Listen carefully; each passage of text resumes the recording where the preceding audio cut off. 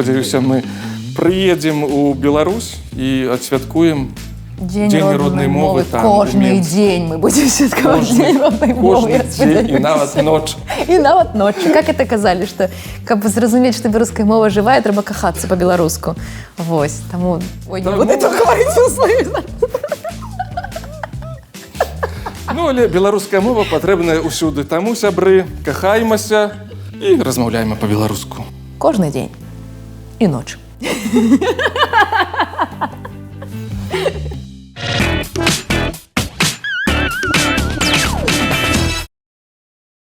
Добрый дзень, шаноўнае спадарства. Ці беларуская мова застанецца моваю толькі Янкі Купалы і Якуба Коласа, ці яна станецца моваю кожнага з беларусаў? Пра гэта сёння напярэдадні міжнароднага дня роднай мовы мы паразмаўляем з былою акторкаю купалаўскага тэатра і аўдыёвыдаўцай Крысцінай Дробыш. Вельмі прыемна. Добрый дзень. Прывітанне, Крысціна. Крысціна, скажы, а ты змагарка? Напэўна. Давайте вызначым, што такое змагарка. Мне, напрыклад, не вельмі падабаецца вось такое шуфляткаванне і навешванне цэтлікаў на чалавека, хто ён. І беларуская прапаганда вельмі часта называе нас, людзей, якія размаўляюць па-беларуску, альбо прытрымліваюцца дэмакратычных поглядаў, альбо ўсё разам гэта змагарамі.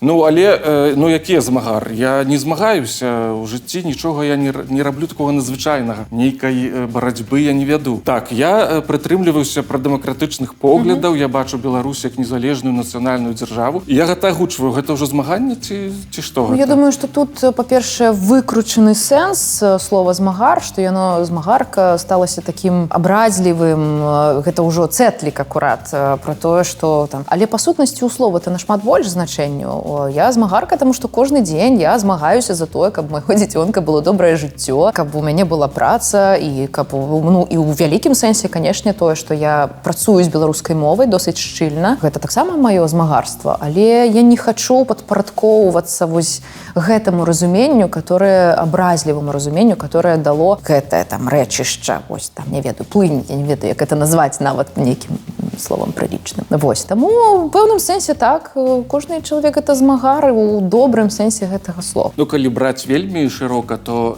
мы таксама змагары са сваімі комплексамі нейкімі, з унутраным голасам сабатажыста, так, які кажа, а ты не здолееш, ты там не варты нічага. Ранку, кожны ранак устаю, я змагаюся з тым, каб устаць і не легче назад спаць. Это ўжо змагарства, таму лічу сябе, цяпер дакладна магу сказаць, упэўнена, што лічу сябе змагаркай.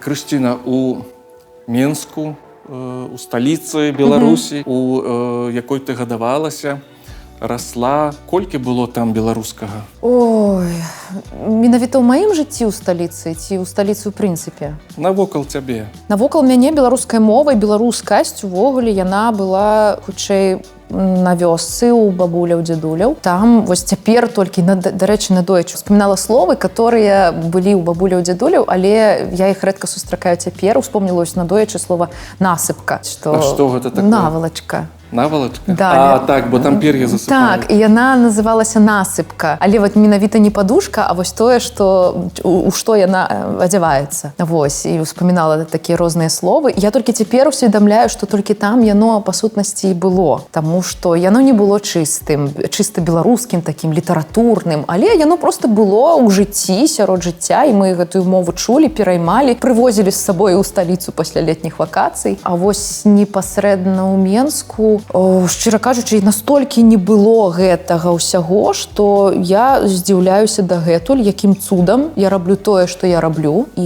якім цудам увогуле я прыйшла да гэтага, таму што я разумею момант, калі я знайшла беларускую мову ў сталіцы. Гэта, па-першае, была там... Ну, у школе у меня была добрая настаўніца, скажем так, і яна вот так натхнялася урокамі беларускай літаратуры, што вціхую сидела і вершыкі пісала такія. Ну, як там такія вершыкі былі? Ёсць і такі момант у твоёй біяграфіі, так? Так, і вот, можа, у 5 класе потым яно прайшло, прычым яны такія какие-то патрыятычныя былі, што такое, я ўжо не знайду, не памятаю. Грамадзянская лірыка? Абсалютна, у 5 класе. А потым так здарылася акадэмія, дзе ўжо стала трошачкі больш, акадэмія мастацтваў. У меня было некалькі выкладчыкаў, быў Сергей Русецкі, выкладчык, который выкладаў паліталогію. Такія не абавязковыя зусім для актора прадметы, але ну вось ён праводзіў свае заняткі на беларускай мове, і гэта, конечно, захапляла. Там яшчэ былі некалькі настаўнікаў. А потым здарыўся тэатр, конечно, ну і тут все. Тут канчаткова мяне накрыла беларускасцю беларускай мовы, што называецца, як дом на блаху просто зваліўся, і все, вот і здарылася. Таму у сталіцы давялося пашукаць, скажу так, беларускую мову. Але я дакладна помню момант, калі я зразумела, што надо вучыць. Трэба вучыць. Так, а чаму? Я Што помню, здарылася? што я толькі прыйшла ў тэатр, я была зусім маладой акторкай, і тады, не помню, як аддзел называўся, не прэс-служба, ну штосьці такое. Яны рабілі з новымі акторамі і акторкамі такія невялічкія інтэрв'ю для сайта тэатра, каб пазнаёміць. Вось я даю інтэрв'ю і разумею, што я не магу сфармуляваць думкі па-беларуску. Я разумею, што я акторка нацыянальнага тэатра, Янкі Купалы, дзе ўсе спектаклі ідуць выключна на беларускай мове, который, па сутнасці, вот этой флагман беларускай мовы, літаратуры і культур. Я называюся акторкай гэтага тэатра і не магу даць інтэрв'ю па-беларуску. І мне стала жудасна сорамна за гэта проста. І я зразумела, што я просто мушу. Это не просто трэба, я просто мушу, таму што гэта сорам. Ну тады якое права я маю называцца акторкай нацыянальнага тэатра, калі я не валодаю мовай нацыянальнай гэтай краіны. Вось, здарыўся такі пералом, мне было 23 гады, напэўна. І ўсё, я пачала дзесьці чытаць, штосьці слухаць і ўсё астатняе. І гэты шлях працягваецца дагэтуль, таму што няма такога, што вось я вывучыла беларускую мову, я цяпер магу на ёй размаўляць. Я ўсё адно луплю трасянкай, я забываю словы, я шмат словаў не ведаю. Гэта кожнай мовы тычыцца. Канешне, канешне. Таму гэта развіццё, заўсёды развіццё, шлях. Канешне, няспыннае, так? Абсалютна. Потым я ўжо трапіла да рэдактара, который запросіў мяне перагучваць кіно. І вось тут я такая прыйшла, думаю, я ж працую ў нацыянальным тэатры, я ўжо ведаю беларускую, я ўжо магу на ёй размаўляць і ўсё астатняе, прычым ён как бы цалкам беларускамоўны, а я тады такая сітуацыйна беларускамоўна. І мы ў жыцці вось сустракаемся, нам там 3 дні трэба правесці разам, і я разумею, што мне так цяжка, вось у жыцці чалавек размаўляе, а ў мне скрыпіць, ажно чуваць, як скрыпяць мазгі. Але я села за мікрафон і зразумела, што я нічога не ведаю пра беларускую мову. Ну, з тае пары пачаўся іншы шлях. Это агучка, праца голасам і літаратурнае беларускае вымаўленне. Што гэта такое? І тут таксама цяпер у меня 2 шляхі ўдасканалення. Это вымаўленне, дзе вельмі шмат спрэчных момантаў і вельмі мала інфармацыі. І сама беларуская мова. Кожны дзень, літаральна кожны дзень, беручы кнігу ў рукі, проста пачытаць альбо пачытаць у студыі, 100% я знаходжу новыя словы, записываю іх нават сабе, таму што просто разумееш, забудзеш, не запомніш. Так, таму шлях заўсёды, кожны дзень. Калі мы кажам пра мову, якая выкарыстоўваецца ў тэатры, мы ўжываем тэрмін сцэнічная мова. Гэта такая мова узорная. Гэта пэвен прыклад таго, як павінна гучаць вось у літаратурным сваім афармленні кожная мова, у тым ліку і беларуская. Вядома, тут мусяць быць пэўныя правілы арфаэпічныя, распісаныя, якія кожны актор мусіць ведаць, так? Гэта і змякчэнне, і асімілятыўная мяккасць, і прыпадабненне гукаў, і поўная асіміляцыя часам некаторых гукаў. Як гэта ў тваім выпадку было? Паступова ты даведвалася пра пэўныя правілы, пра пэўныя асаблівасці вось гэтага вымаўлення сцэнічнага, а што найбольш выклікала нейкіх цяжкасцей? Ой, это гарачая тэма, канешне, для мяне, таму што ў мяне ўжо з часам я зразумела, што вялікія пытанні да беларускай акадэміі мастацтваў, таму што там для беларускай мовы выдзяляецца ці то 1 семестр, ці то 1 год, усё астатняе гэта расійская мова. А на вывучэнне беларускай арфаэпіі сыходзіць, ну, там просто мінімум часу, і у мяне ёсць канспект, дагэтуль ён ездзіць са мной, дзе ёсць распісаная расійская арфаэпія і беларуская арфаэпія. Так вот, беларускай там пару сторонак, расійскай палова сшытка. І гэта вялікая праблема, таму што як потым я ўжо пачала вывучаць вымаўленне больш так дасканала і зразумела, што там не было і паловы з таго, што ёсць насамрэч. Таму мы сутыкаемся з сітуацыяй, што ў беларускіх тэатрах, я буду шчыра зараз сказаць, амаль ніхто не размаўляе па-беларуску правільна. Тым-то і справа. Яна вельмі русіфікаваная. Калі паслухаць, напрыклад, актораў купалаўскага тэатра старэйшага пакалення, вось тое самае, ўжо каторага няма, там вельмі русіфікаваная мова. Яны записывалі таксама, там ёсць тэлевізійныя спектаклі, ўсё астатняе. Яна гучыць, это беларускія словы, которые гучаць па-расейску. Гэта вялікая праблема. Калі казаць пра яканне, то, напэўна, расейскамоўны чалавек, вось гэта я, у слове, напрыклад, вясна, скажа весна, так? Хутчэй за ўсё, таму што у расейскай мове гэта будзе «е», которая першая перад націскам, і гэта «е» ў ступені «і». А у нас жа па-беларуску гэта гучыць з поўным такім прыгожым круглым я, вясна. Это называется, что на ўсе деньги, что называется, да, ад душы. Ну, вясна. Таму так, у гэтым сэнсе, конечно, беларуская мова і складаная, і простая, але яна шырокая. Але расейскамоўны чалавек можа вывучыць і гаварыць узорна вось паводле правілаў беларускай арфаэпіі. Ці ўсё ж такі складана? Ну, я прыклад таго. Я не была беларускамоўнай, конечно. Але, ну, ўсё роўна ты гадавалася ў нейкай беларускамоўнай атмасферы. Бабуля, дзядуля былі. Ну, так, але гэта было там 2 месяцы на год да пэўнага ўзросту гадоў, а потым я вырасла на ўскрайку Менска, на раёне, где-то напрыканцы 90-х, пачатку 2000-х. Думаю, што все разумеюць, што гэта такое.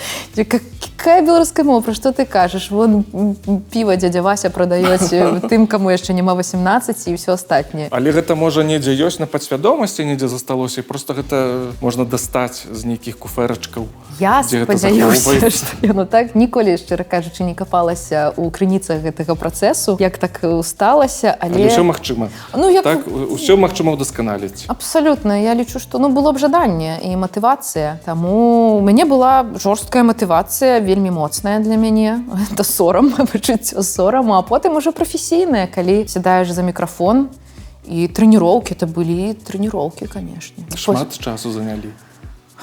Ну, гэта практыка, увесь час практыка. Это было гады 2, напрыклад, да таго, каб я выйшла вось у нейкі ўзровень, калі мяне не стопаюць праз кожнае слово. Таму што так, я зразумела, што я не дагаворваю канчаткі, ні дзеяслоў, ні прыметнікаў. Я губляю я маўчу пра там прабачце, прабачце, это ўвогуле спрэчны момант. Але ёсць і такая версія. Хаця, што толькі я не чула і за, і супраць аднаго і іншага варыянта. Шмат чаго адкрывала, записывала, просто записывала сабе, каб не забыцца. Пры гэтым жа кіно гэта як? Па сутнасці, у цябе ёсць тэкст, у цябе ёсць арыгінал, у цябе на экране ёсць тайм-код, у цябе ёсць рэдактар у вушах, і у цябе некалькі аб'ектаў увагі. Плюс да ўсяго, гэта кіно на 2 галасы, то бок мужчынскі і жаночы, і мяне было некалькі стужак, дзе, напрыклад, галоўныя героі гэта 5 хлопчыкаў. А я агучваю таксама і дзяцей. І вось гэтых 5 хлопчыкаў трэба было размежаваць па галасах, каб было зразумела, хто што гаворыць. І мне ўсё абрастала яшчэ такімі запіскамі. Вось гэты, значыцца, ніжэйшым голасам, гэты больш там дзёрзкі, гэты больш там, не ведаю, там нясмелы нейкі. І плюс да гэтага яшчэ трымаць вымаўленне, ну, інтанацыю нейкую, канешне, можна звар'яцець. Але гэта, канешне, это досвед, які мяне выхаваў. Нічога сабе. Вось.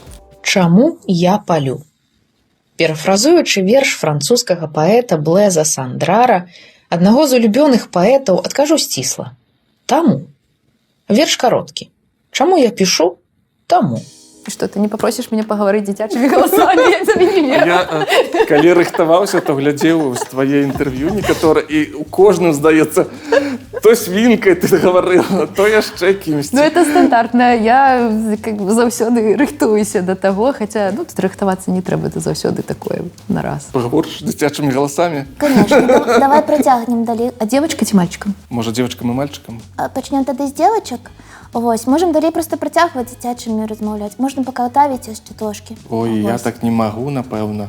Так не трэба табе старацца так рабіць, ну. Толькі табе, так? Еще нас был. Дазволім. У меня еще был такой персонаж Юзик. Значит, это прототип моего деда. Значит, мой дед размаўляе вельмі так. А адкуль ён быў, з Ракава? Не, это Менская вобласць, такі магілёўскі кірунак. Ён размаўляе, ну, там беларуская мова, такая вось мясцовая, але нічога не зразумела. Ну, і я пачала в нейкі момент яго парадзіраваць, і это стало очень такі вот, ебучик, значит, я говорю, что так говорит, там, ну, очень возмущён. Такія персонажы не з'яўляюцца там. І потым, калі казкі, напрыклад, дзіцячыя агучваеш, яны выходзяць у якасці мядзведзяў, там, вожыкаў ці штосьці такое. А ў цябе ёсць нейкія свае асацыяцыі? Якая для цябе беларуская мова? Ну, хутчэй упартая. Такая, не, вот як Паўлінка з Купалаўская, которая Не, вот все одно будет так, як я захочу. Потому что, ну, мы все, это не раз уже, конечно, я не першая хто-то скажу, і не раз это казалася, што, ну, колькі знішчалі, ніяк не знішчаць до конца. І тое, што вось там, робячы праект для дзяцей, напрыклад, я сустракаю дзяцей зусім маленькіх альбо рознага ўзросту падлеткаў, которые падыходзяць, напрыклад, да мяне там пасля нейкага чытання ці прэзентацыі і на чысцейшай беларускай мове расказваюць мне пра свае улюбёныя казкі, пра тое, як яны там слухаюць казкі перад сном, як яны просяць, якая ў іх улюбёная. І ты просто слухаеш і дзіву даешся з таго, што дзіцёныш, ты такі маленькі, але ты вось у гэтым, у такі момант ты просто мурашкі па скуры, такі дрыжыкамі пакрываешся, таму што вось дзеля гэтага. І думаю, ну якая, дзе тут мёртвая мова, калі мне вот 4-гадовая дзіцятка, которая недавно навучылася гаварыць, выдае на чысцейшай беларускай, больш чыстай, чым я валодала гэтым там у свае 23 гады. Ну, камон. Ну, гэта дае надзею, канешне. Напярэдадні міжнароднага дня роднай мовы беларусы вельмі любяць узгадваць, што яны маюць, аказваецца, маюць сваю родную беларускую мову. Можна ім параіць, напэўна, што калі няма магчымасці, няма з кім паразмаўляць, няма, можа, адпаведнага ўзроўню ведаў, то можна, прынамсі, паслухаць кнігі на беларускай мове. І таксама дзякуючы вам, тым ліку гэтыя кнігі з'яўляюцца. У мяне ёсць некалькі парадаў, як адзначыць дзень беларускай мовы. Калі вам ёсць з кім пагаварыць, ёсць магчымасць пераадолець сваё, скажам так, страх размаўляць па-беларуску, ёсць такі надзейны чалавек, то можна, канешне, гэты дзень, вось адзіны хаця бы дзень у годзе прысвяціць таму, каб размаўляць беларускімі словамі. Вось нават калі будзе скрыпець мозг, але ўсё ж такі паразмаўляць, зрабіць гэтыя высілкі над сабою. Калі страшнавата, то можна, прынамсі, узяць некалькі словаў, якімі мы карыстаемся кожны дзень, там прывітанне, дзякуй, калі ласка, на здароўе, вось такога кшталту, ці смачна есці. І хаця бы просто ўзяць там 5 словаў, которые вы на сёння заменіце беларускімі словамі. І можа яно нават і стане прывычным. А так, канешне, калі няма магчымасці паразмаўляць, хочацца там пабыць на самоце, ці адзінае, што ёсць, это пабыць на самоце, то можна ўключыць беларускія песні. А гэта не толькі Лявон Вольскі і кшталту таго НРМ і ўсё астатняе. Ёсць вельмі шмат цяпер выпускаецца музыкі па-беларуску. Паглядзець кінцо пераагучанае па-беларуску, паслухаць аўдыёкнігу. Іх вельмі шмат для дзяцей і дарослых, рознага абсалютна жанру, фармату, музычныя, немузычныя, біяграфічныя, гістарычныя, мастацкія, якія заўгодна, чаго нават кулінарная кніга нейкая есть, здаецца. Таму гэты дзень проста прысвяціць таму, чым мы ганарымся, нават калі мы ганарымся гэтым толькі раз на год. Это ўжо добра. А каб нам захавацца, трэба захаваць беларускую мову. Дзякуй вялікі. Дзякуй вялікі, і вам дужа прыемна мне было паразмаўляць. Узаемна. І натхнення, сілаў, поспеху і як мага болей беларускай мовы ў жыцці. Дзякуй. І навокал. Дзякуй вялікі.